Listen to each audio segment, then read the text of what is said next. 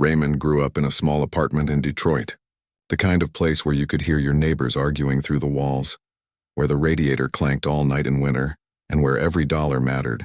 His mom worked at a factory that made car parts. She'd leave before sunrise and come home after dark, her hands always smelling like metal and oil. His dad? Well, Raymond barely remembered him. He left when Raymond was still learning to walk. The apartment had 3 rooms, and they were packed with hand-me-down furniture and boxes of stuff they couldn't throw away but had no place to put. But right there in the middle of the living room sat something that didn't quite fit with everything else. An old piano. Dark wood, scratched up with keys that had turned yellow over the years. It came from Raymond's grandmother's house after she passed away. His mom could have sold it. Lord knows they needed the money. But she kept it, said it was the one nice thing they owned. Raymond was 7 when he first really paid attention to that piano.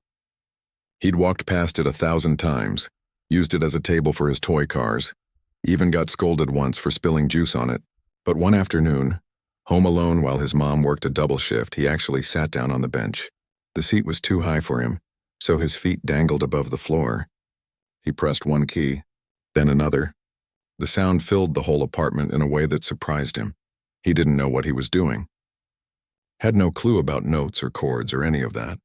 He just kept pressing keys, listening to how they sounded together. Some combinations felt wrong, made him scrunch up his face. Others felt right, like they belonged next to each other.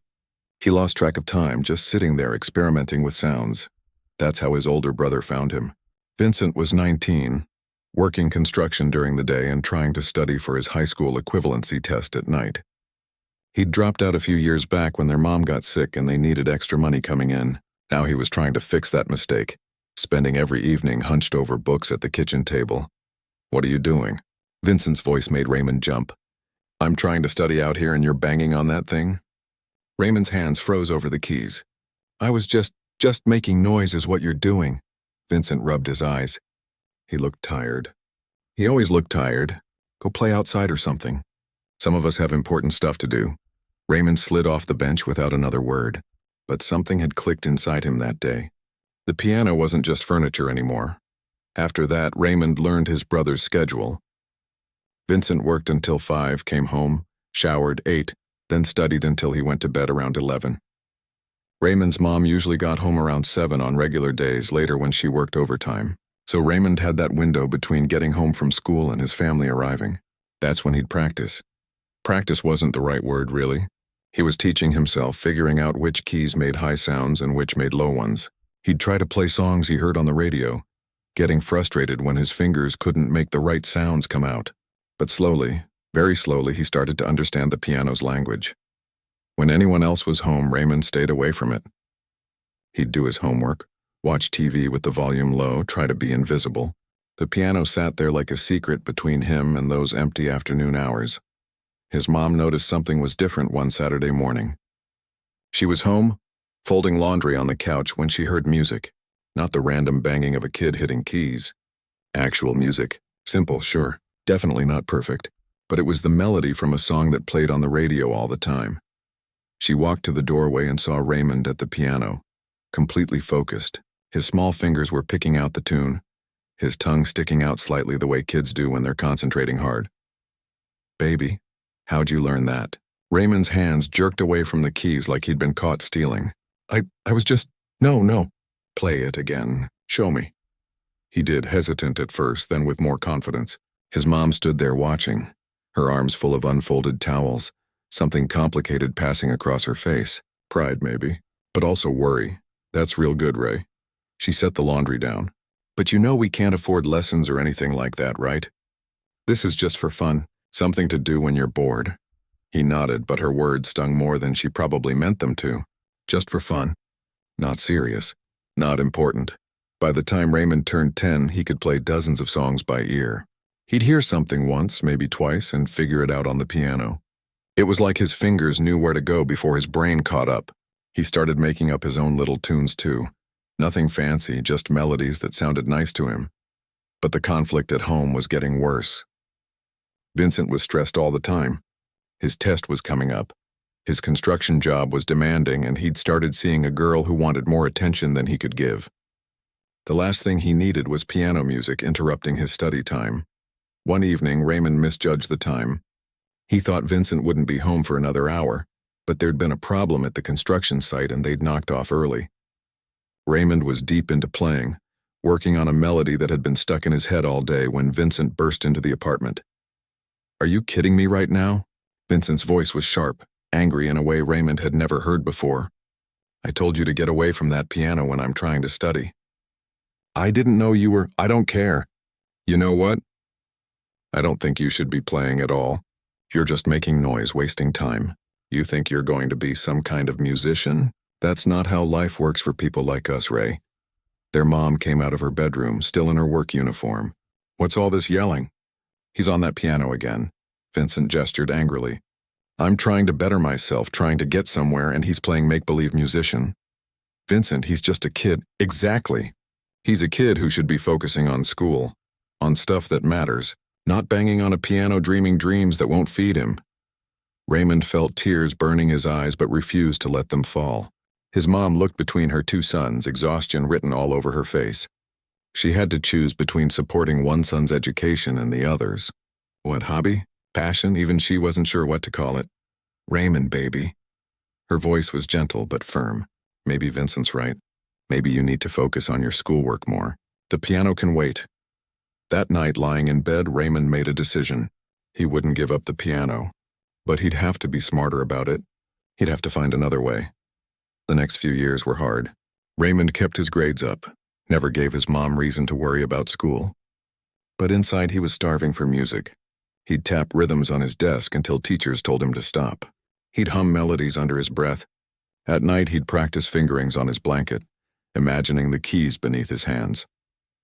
When he turned 13, Raymond discovered something that changed everything. There was a diner about 15 blocks from his apartment called Ruby's. It was one of those 24-hour places that smelled like coffee and grease, where truckers and night shift workers came to eat. And in the corner, almost hidden behind a coat rack and a broken jukebox, sat a piano. Raymond started going there after school.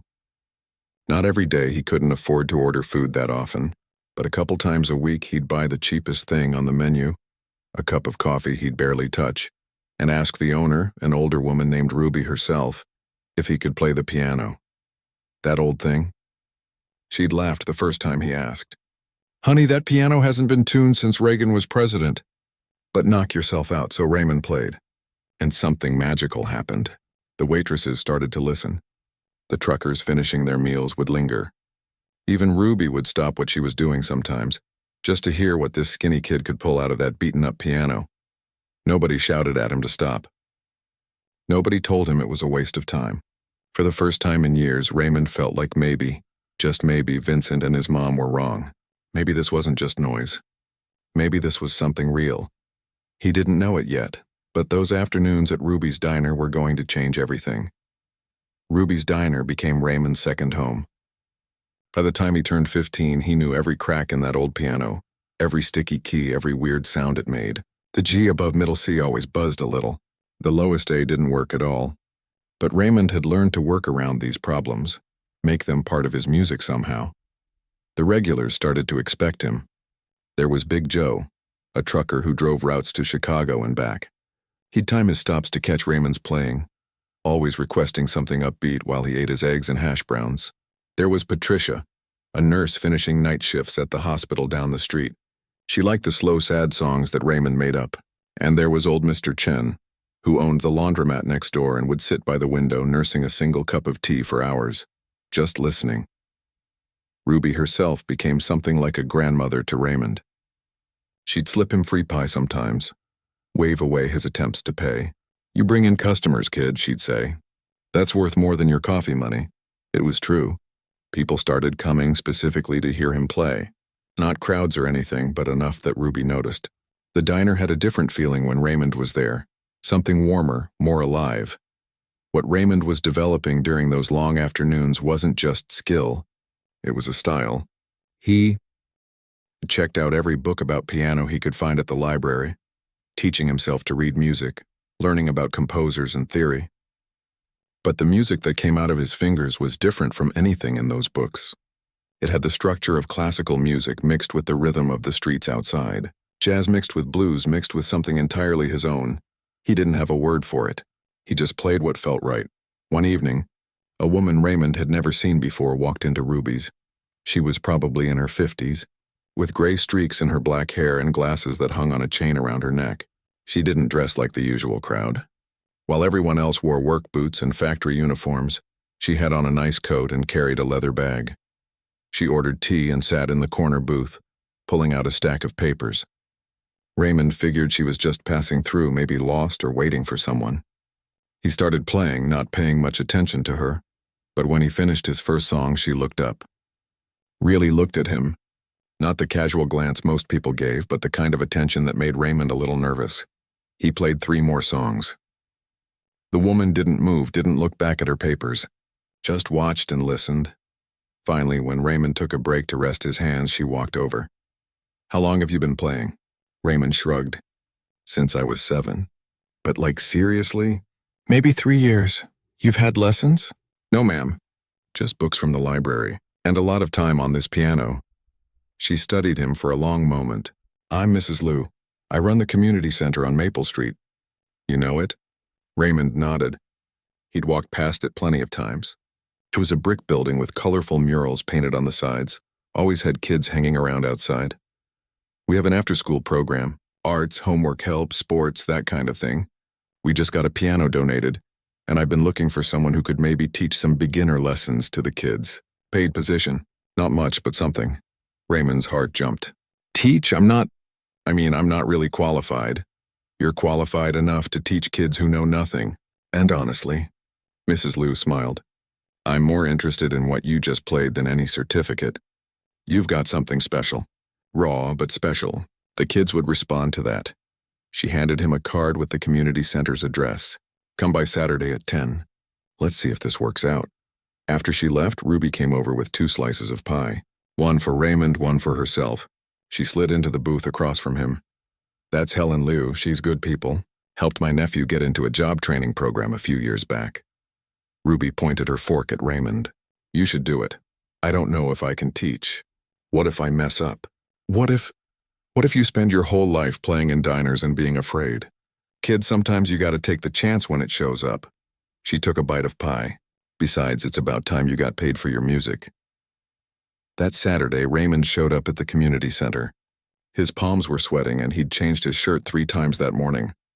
The center was bigger inside than it looked from the street, with rooms leading off a main hallway.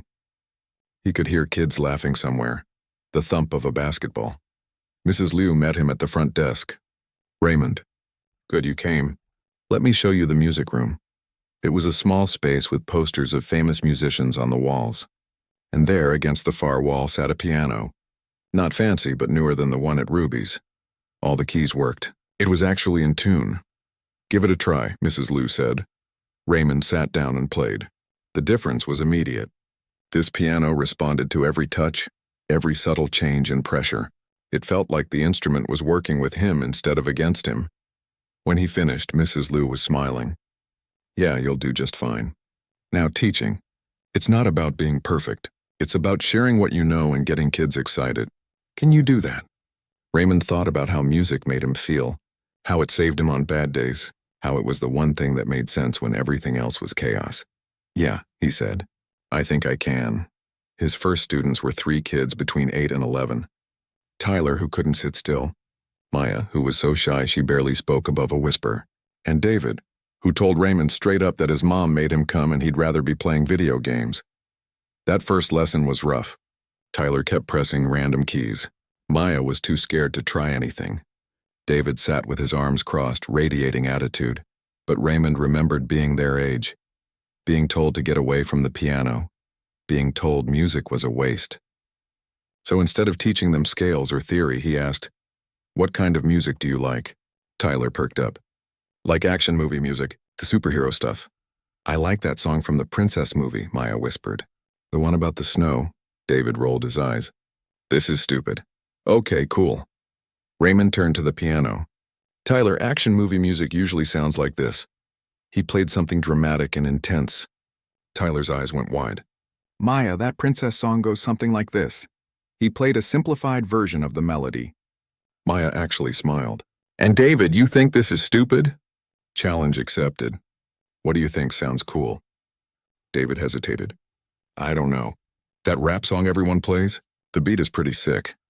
Raymond played out the rhythm on the lower keys, adding bass notes. Despite himself, David leaned forward. Wait, that's actually kind of tight. By the end of the hour, all three kids had tried playing something. Nothing complicated, just simple melodies and rhythms. But they were engaged. They were interested. Over the next few months, Raymond's reputation grew. More kids signed up for lessons. Parents started asking about him. He wasn't just teaching piano anymore. He was showing these kids that music could be theirs, not just something on the radio or in movies. And Raymond was learning too. Teaching forced him to understand why things worked, not just that they did. He got better at explaining concepts, breaking down complex ideas into simple pieces. Mrs. Liu increased his hours. He was at the community center 3 days a week now, making enough money to actually help his mom with bills. Small amounts, but it mattered. His mom noticed the change in him. He seemed happier, more confident. She still worried. Music didn't seem like a stable career, but she couldn't deny that something good was happening. Vincent, though, was a different story. He'd passed his equivalency test and was taking classes at the community college now, studying to be an electrician. He worked hard, did everything right. But seeing Raymond getting paid to play piano, something Vincent had called a waste of time years ago, created a weird tension between them. One night, Raymond came home late from the center, buzzing with excitement.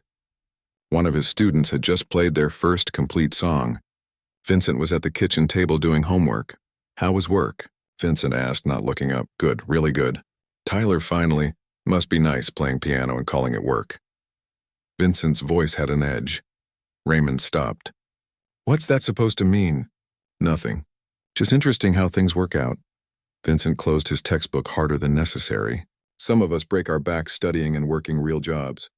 Others get to pursue their hobbies, and somehow that pays the bills. It's not a hobby, Vincent. It's what, Ray? Your calling? Vincent finally looked at him. You're teaching kids to play piano at a community center. That's great, I guess. But let's not pretend it's some big career. You're 17. At some point, you'll need to get serious about real life. The words hurt more because Raymond had been afraid of the same thing. Was this real? Could he actually make something of music? Or was Vincent right? Before Raymond could respond, something unexpected happened. Mr. Chen from the laundromat, who Raymond didn't even know lived in their building, knocked on the apartment door. Sorry to interrupt, Mr. Chen said. Raymond, there's someone at Ruby's asking for you. Said it's important. Something about an opportunity. Raymond looked at Vincent, then grabbed his jacket. Whatever this was, it felt significant. When he got to Ruby's, there was a man sitting at the counter. Young, maybe mid-20s, with a leather jacket and an expensive-looking watch. He turned when Raymond walked in. You're the piano kid everyone's talking about? I guess? The man smiled. I'm Deshaun Wright. I run a jazz club over on 7th Street. Underground spot, real music, you know? Word is you've got a unique sound. He paused. I'm putting together a showcase next month. Young talent, raw stuff, not the polished commercial garbage. You interested in playing?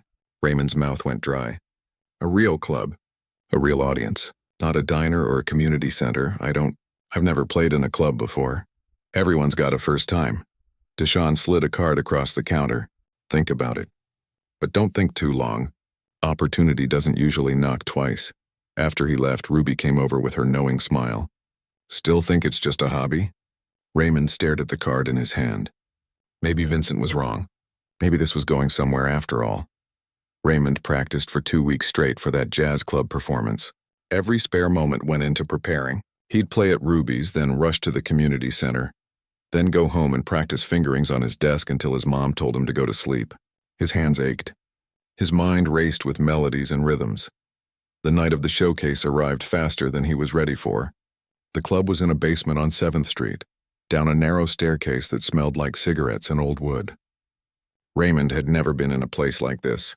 Dark walls covered in posters of jazz legends. Small round tables crowded together, a stage with actual spotlights. This wasn't Ruby's diner. This was serious. Deshaun found him backstage, which was really just a storage room with a mirror. You're on 4th. 3 acts before you. Don't be nervous. This crowd appreciates real talent. Don't be nervous. Like telling water not to be wet. Raymond watched the first three performers from the side of the stage. A saxophone player who made his instrument sound like it was crying. A singer with a voice that filled every corner of the room. A guitar player who did things Raymond didn't know were possible. They were all older than him, polished, professional. What was he doing here? Then Deshawn was announcing him. Next up, we've got a young cat who's been making waves at Ruby's Diner. Self-taught, raw talent, unique sound. Give it up for Raymond. The applause was polite but reserved. Raymond walked to the piano on legs that felt like they might give out. The stage lights were hot on his face. He couldn't see the audience clearly, just dark shapes at tables. He sat down, adjusted the bench, put his hands on the keys. They were shaking. He closed his eyes. Thought about that first day touching the piano in his apartment. Thought about the afternoons at Ruby's. Thought about Tyler, Maya, and David learning their first songs. Thought about why he played in the first place, because it was the only thing that made sense in a world that often didn't. His hands stopped shaking. Raymond played. He started with something he'd written himself, a piece that blended the industrial sounds of his neighborhood with melodic runs that sounded almost classical. Then he shifted into an improvised jazz section, letting his fingers find their own path. He ended with something slow and emotional, pouring every bit of fear and hope and frustration into the keys. When he finished, there was a moment of silence. That terrible moment where you don't know if you've succeeded or failed. Then the room erupted. Real applause, not polite clapping. People were on their feet. Someone whistled. Raymond looked up, stunned. Deshawn was grinning at the side of the stage, giving him a thumbs up. After the show, people wanted to talk to him. Musicians asking about his technique, his influences. A few handed him business cards. One woman said she ran a music program at a local college and wanted his contact information. It was overwhelming in the best possible way. Raymond left the club at midnight walking on air. For the first time in his life, he felt like maybe Vincent was wrong. Maybe his mom was wrong. Maybe music wasn't just a dream. Maybe it was actually possible. But reality hit hard when he got home. His mom was waiting up, sitting at the kitchen table with a cup of coffee that had probably gone cold hours ago. Vincent was there too, arms crossed, jaw tight. Where were you? His mom's voice was tight with worry and anger. I told you I had that performance. At a club. A jazz club. She stood up. Raymond, you're 17 years old. You should be thinking about colleges, about your future, not playing in nightclubs. Mom, it went great. People loved it. I met someone from a college music program. Music program? Vincent cut in. Ray, come on. Be realistic. You think a music degree pays bills? You know how many musicians end up broke and struggling? You're watching me work myself to death trying to get an electrician's license, something that'll actually provide a stable life, and you're chasing fantasies. It's not a fantasy. You didn't see— I don't need to see. Vincent's voice rose. I see the reality. I see Mom working double shifts. I see us barely making rent some months. I see what struggling looks like. And you playing piano in clubs isn't going to change any of that. Raymond looked at his mom, hoping she'd understand, but she just looked tired and scared. Baby, Vincent's right. Music is— it's nice. It's beautiful. But it's not practical. You need to start thinking about real college, real career options, please. The conversation ended there, but something had broken. Over the next few months, Raymond kept teaching at the community center and playing at Ruby's. But the joy felt different now, tainted with guilt. Every time he played, he heard Vincent's voice saying fantasy. He saw his mom's exhausted face asking him to be practical. Then, 4 months after that performance, a letter arrived. Thick envelope, expensive paper. The return address made Raymond's hands shake again. Boston Music Conservatory. He'd applied on a whim, encouraged by that woman from the college music program who'd heard him at the club. He hadn't told anyone, hadn't even let himself hope it was possible. But here it was, an acceptance letter, and more, a partial scholarship. They'd cover 60% of tuition if he could come up with the rest. Raymond sat on his bed reading the letter over and over. Boston Music Conservatory, one of the best music schools in the country. They wanted him. Him, the kid who taught himself piano, the kid everyone told to get away from those keys. But 60% wasn't full. The remaining amount, $30,000 for the first year, might as well have been $1 million. His family didn't have that kind of money. They barely had next month's rent. He showed his mom the letter anyway. watched hope and impossibility fight across her face. Oh, baby, this is wonderful. She hugged him tight, then pulled back, reality setting in. But how would we? I could work, save up. Maybe take a gap year, and Vincent walked in, saw the letter. Boston? You actually think you're going to Boston to study piano? He laughed, but it wasn't a happy sound. Ray, this is exactly what we've been talking about. You can't afford this. We can't afford this. You need to let this go. That night, the family had what his mom called a talk, but what really felt like an intervention. They sat him down at the kitchen table, and both of them took turns explaining why music school was impossible.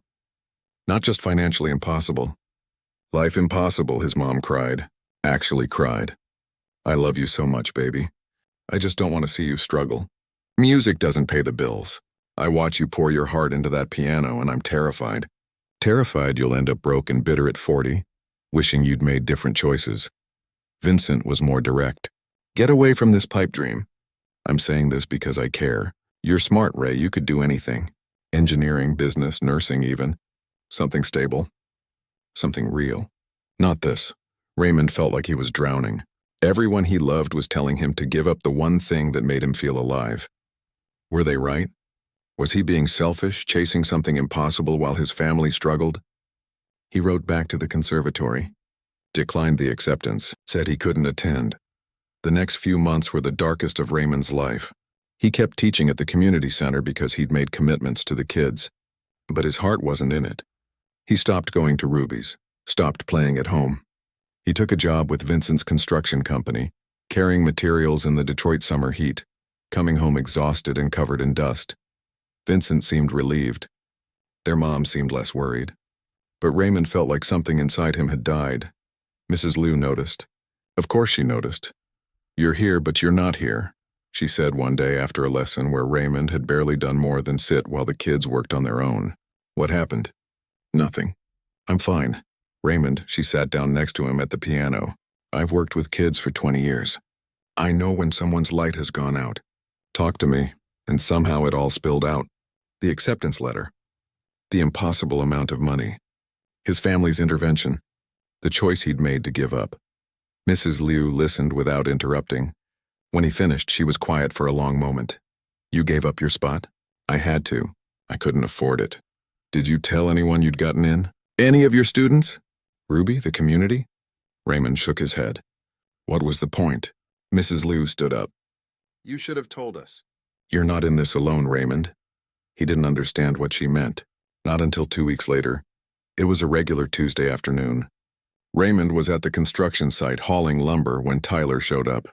Tyler, his 8-year-old student who couldn't sit still, who'd learned to play superhero movie themes. Raymond. Tyler was out of breath, his mom trailing behind him looking apologetic for the interruption. Tyler, what are you? Mrs. Liu told us. About Boston. About the music school. Tyler thrust an envelope at him. We all helped. Me, Maya, David, all the kids from the center. We did a fundraiser. And Ruby helped, and Mr. Chen, and a bunch of people I don't even know. Raymond opened the envelope. Inside was a check. $5,000. He stared at it, unable to process what he was seeing. Tyler's mom stepped forward. There's more. The community center is organizing more fundraising events. Ruby's doing benefit concerts at the diner. Mrs. Liu has been calling everyone she knows. She smiled. You taught my son to love music. You've given so much to these kids. Let us give back. Raymond's eyes burned with tears. I can't. This is too much. You can, and you will. That was Mrs. Liu walking up with a folder full of papers. I've been making calls. There are more grants you can apply for. Work-study programs at the conservatory. We're going to figure this out. Tyler looked up at him with absolute certainty in his eyes. You taught me music is for everyone, not just rich people or whatever. You taught me I could play even though I'm just a kid from the neighborhood. Now you gotta go show them what someone from here can do. Standing there in his dusty work clothes, surrounded by construction equipment, holding that check with his stud. And looking at him like he was a hero, something shifted in Raymond. Maybe Vincent was wrong. Maybe music wasn't a fantasy. Maybe it was worth fighting for after all. The community rallied around Raymond in ways he never imagined. Ruby's Diner hosted weekend concerts where local musicians performed for donations. The community center organized a benefit dinner. Mr. Chen collected money from business owners on the street. Even Vincent reluctantly threw some money into the fund. He didn't say much about it, just left an envelope on Raymond's bed one night. By the end of summer, they'd raised $18,000. Combined with the scholarship and a work-study program Mrs. Liu helped him secure, Raymond could actually go. Boston Music Conservatory wasn't a dream anymore. It was happening. His mom helped him pack, folding clothes with shaky hands. She was proud and terrified in equal measure. "Call me every week," she said. "And baby, if it doesn't work out, there's no shame in coming home." Vincent drove him to the bus station. They didn't talk much during the ride. But before Raymond got on the bus, Vincent grabbed his shoulder. "Look, I still think this is crazy, but you got a whole community believing in you. Don't let them down." He paused. "Don't let yourself down either." It was the closest thing to encouragement Vincent had ever given him about music. Boston was overwhelming. Raymond had never been outside Michigan before. The conservatory campus was beautiful in a way that made him feel small. Historic buildings, perfectly maintained grounds, students who looked like they belonged in a different world than the one he came from. His dorm room was tiny but clean. His roommate was a kid named Preston from Connecticut, whose parents were both professional musicians. Preston had been taking lessons since he was 4. He owned his own piano. He talked about summer programs in Vienna like they were normal things everyone did. Classes started, and Raymond realized immediately he was behind. Way behind. Most students had been training classically for over a decade. They knew music theory like Raymond knew his own neighborhood. They could sight-read complex pieces without breaking a sweat. Raymond, who'd taught himself from library books and had learned by ear, struggled with basic concepts the professors assumed everyone knew. His first piano class was humiliating. The professor, Dr. Whitmore, a stern woman in her 60s with perfect posture, asked him to play a Beethoven sonata. Raymond stumbled through it, missing notes, losing his place. "Have you studied proper technique?" she asked when he finished. "I'm mostly self-taught." The silence in the room was deafening. Other students exchanged glances. Dr. Whitmore's expression didn't change, but something in her eyes dimmed. "I see. Well, we have quite a bit of work to do, don't we?" Raymond practiced until his fingers ached. While other students grabbed dinner or socialized, he was in practice rooms trying to unlearn bad habits and build proper technique. He felt like he was learning to walk all over again, except everyone around him was already running marathons. His composition class wasn't much better.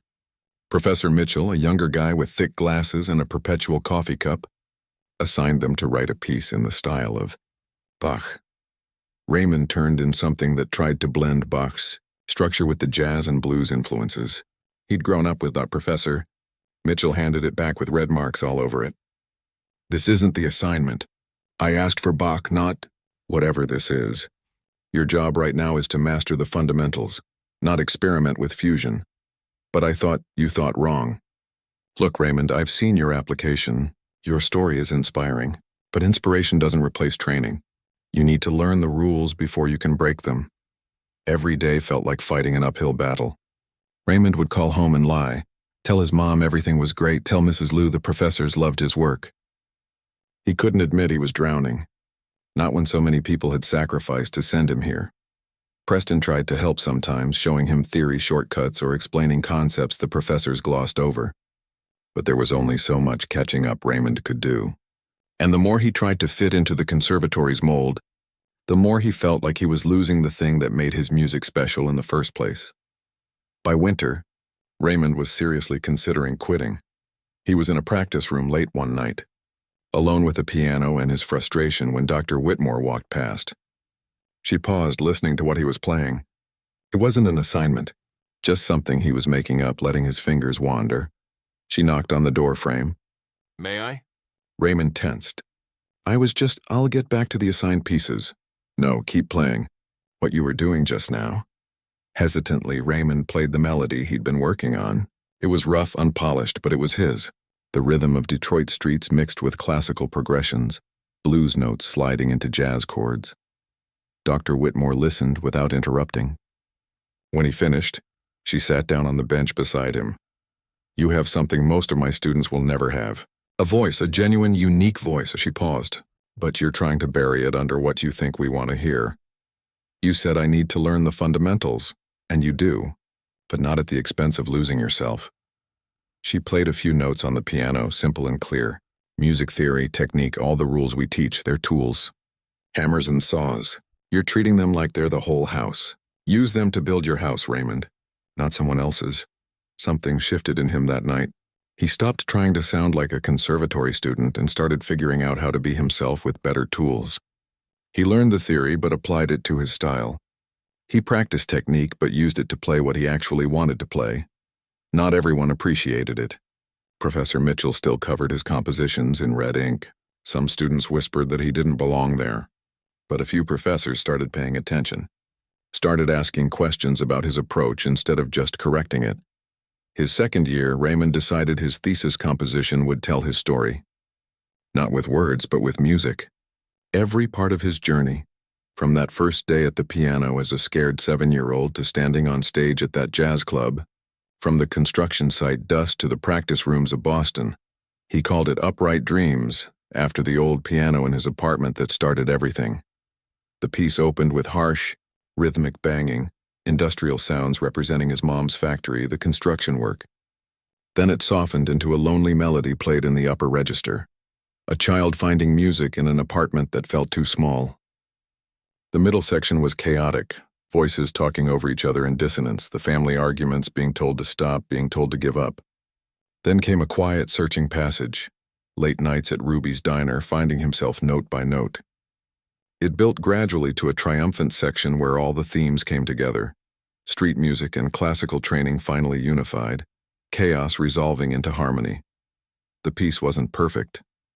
By conservatory standards, it broke a lot of rules, but it was honest. It was him. His final recital was scheduled for a Tuesday evening in March. Raymond's mom couldn't afford the trip to Boston, but she made him promise to record it. Mrs. Liu wanted to come but had commitments at the center. Ruby sent a card that said, "Show 'em what Detroit sounds like." Tyler sent a drawing of Raymond at a piano with, "You're the best teacher," written in crayon. The recital hall was about half full, mostly professors grading their students, some family members of other performers. Preston sat in the front row giving him a thumbs up. Raymond walked on stage in the one nice suit he owned, bought second-hand from a thrift shop. He sat at the grand piano, much nicer than anything he'd ever played. For a moment he was 7 years old again, feet dangling above the floor, pressing keys just to hear what sound came out. He started playing. The first section hit hard, those industrial rhythms filling the concert hall. He heard a few people shift in their seats. This wasn't typical conservatory fare. But he kept going, pouring everything into the keys. The lonely melody made him think of his younger self, desperate for something beautiful in a hard world. The chaotic middle section had his fingers flying across the keyboard, dissonance and conflict building until it felt almost unbearable. Then the quiet part, the searching, and finally, the resolution, all of it coming together into something whole. When he played the final chord, his hands were shaking. The hall was silent. He looked up, expecting polite applause or maybe criticism. Instead, people were standing. Not everyone, but enough. Preston was on his feet.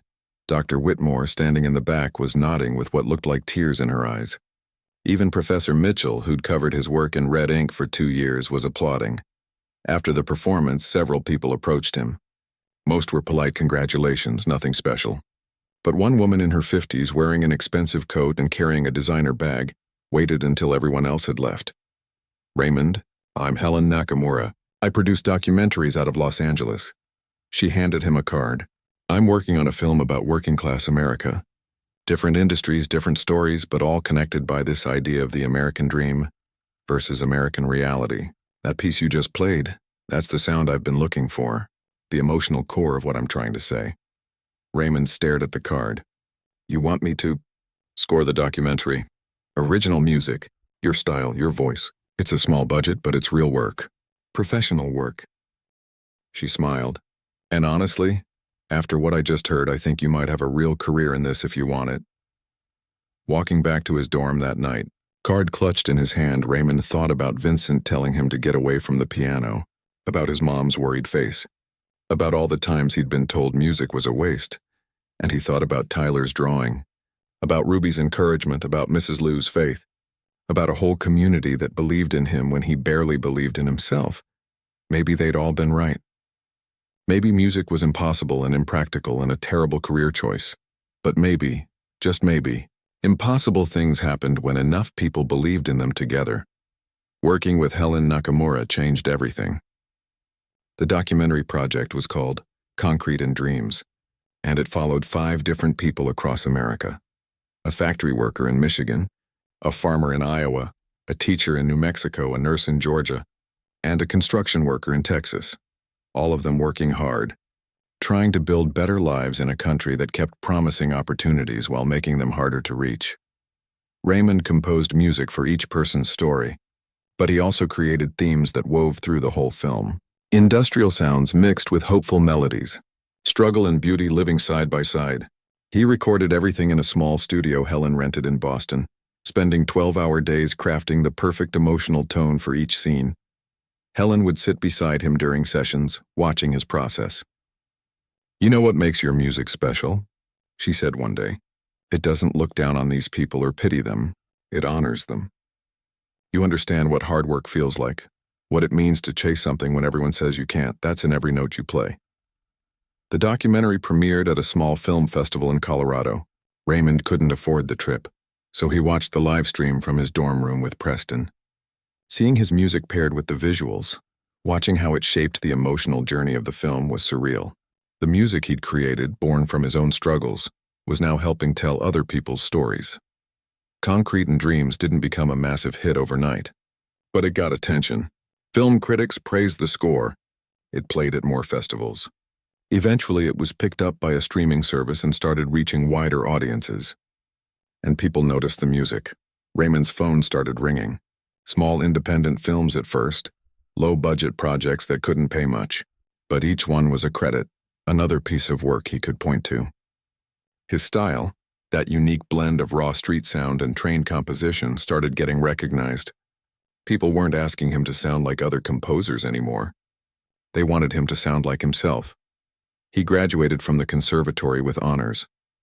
Dr. Whitmore gave him a recommendation letter that he kept folded in his wallet. Professor Mitchell, who'd covered his early work in red ink, shook his hand at graduation and said, "You proved me wrong. Keep doing that." The next few years were a grind. Raymond moved to a tiny apartment in Brooklyn, worked constantly, lived on rice and canned food when money was tight. He scored commercials, short films, YouTube documentaries, anything that paid. Slowly, project by project, his reputation grew. Then Concrete and Dreams was nominated for an Emmy in the Outstanding Music Composition category. Raymond was in his apartment, working on a score for an independent film about immigrant families when he got the call. He had to ask Helen to repeat it 3 times because he couldn't believe what he was hearing. He didn't win the Emmy. Lost to a composer who'd been in the industry for 30 years. But the nomination alone opened doors. Bigger projects, better budgets. Producers who'd never heard of him suddenly wanted meetings. 5 years after leaving Detroit with donated money and community hopes, Raymond was making a real living from music. Not rich, not famous, but sustainable. Actual career. He called his mom that night. She cried. Happy tears this time. "Baby, I'm so proud of you, and I'm sorry. Sorry for what? For doubting you. For asking you to give up. You saw something I couldn't see. Mom, you were just scared. You wanted me safe. I get it now." Vincent was harder to reach. They'd talked occasionally over the years. Awkward phone calls where neither knew quite what to say. But after the Emmy nomination, Vincent sent a text. "Guess you knew what you were doing. Congrats, little brother. It wasn't much, but it was something." Raymond didn't forget where he came from. Every year, no matter how busy he got, he sent money to the community center. He paid for instruments, funded music programs, covered costs for kids whose families couldn't afford lessons. Mrs. Liu would send him photos of new students, updates on Tyler and Maya and David, who were all in high school now still playing music. But he hadn't been back to Detroit in person. Not in 10 years. It felt like going back might somehow break the spell, remind him of all the voices that said he'd fail. Then Mrs. Liu called with an idea that changed everything. "The community center is expanding.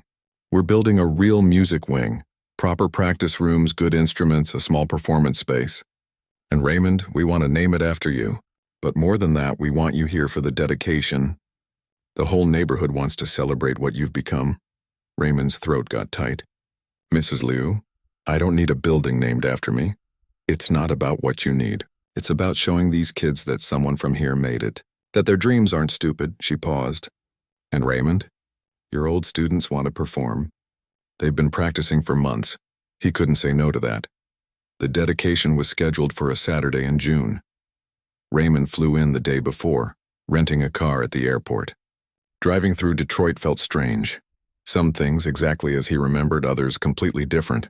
New businesses in old buildings, streets he used to walk looking cleaner, or sometimes more run down.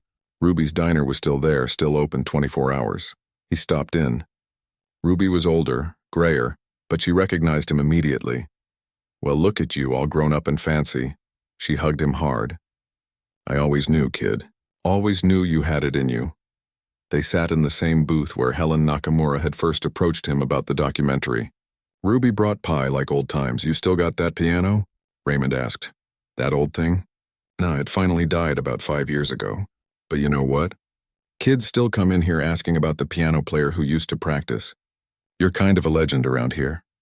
That night, Raymond went to his mom's apartment. She'd moved to a better place in a safer neighborhood, partly because Raymond had helped with the down payment once he started making real money. Vincent came over for dinner. It was awkward at first, all of them dancing around years of tension and distance. But then Vincent said something that broke the ice. Remember when I used to yell at you to get away from that piano? Vincent shook his head. I was such an idiot. You weren't an idiot. You were stressed and trying to take care of the family. I was scared, Vincent admitted. Scared of seeing you fail. Scared of you succeeding, if I'm honest. Made me feel like I played it too safe, took the boring path. He looked at Raymond. But you did it, man. You actually did the impossible thing. Raymond's mom put her hand over both of theirs. Hi, boys. Both of you working so hard, both of you making me proud in different ways. Vincent, you've got a good job, a family, stability. Raymond, you followed your heart and somehow made it work. There's no wrong path here. The next day, the whole neighborhood showed up for the dedication. The community center's new music wing was beautiful. Bright, open, full of natural light. Brand new pianos, guitars, drums, everything a kid could need to learn music. Over the entrance was a plaque. The Raymond Williams Music Center, where dreams have keys. Tyler performed first. He was 18 now, heading to college in the fall on a partial music scholarship. He played an original composition, something full of energy and hope. Maya sang, her voice no longer shy but powerful and confident. David, who'd once said the whole thing was stupid, played guitar in a jazz trio. Watching them, Raymond felt everything come full circle. These kids who'd helped raise money for his dream were now chasing their own. Then Mrs. Liu invited him to say a few words. Raymond stood at the front of the performance space, looking out at familiar faces. Ruby was there, Mr. Chen, his old teachers, his mom and Vincent, dozens of kids he'd never met but who were about to benefit from this space. I'm not great at speeches, he started, but I want to tell you something. When I was 7 years old, I sat at a piano in a tiny apartment and made noise. My brother told me to stop. My mom worried I was wasting time. And you know what? They weren't wrong to worry. Music is hard. Making a career in it is harder. The odds are terrible. He paused, looking at the young faces watching him. But here's the thing nobody tells you. The people who told me no, they loved me. They were trying to protect me. And the people who told me yes, Mrs. Liu, Ruby, all of you who donated money when I couldn't afford school, you believed in something bigger than just me. You believed that someone from this neighborhood could make it, that art matters, that dreams aren't foolish. His voice got thick with emotion. So when people tell you to get away from your passion, understand they might be scared for you, but also understand that you don't have to choose between being practical and following your heart. You can honor both. Work hard, be smart, but don't kill the thing inside you that makes music or art or whatever sets you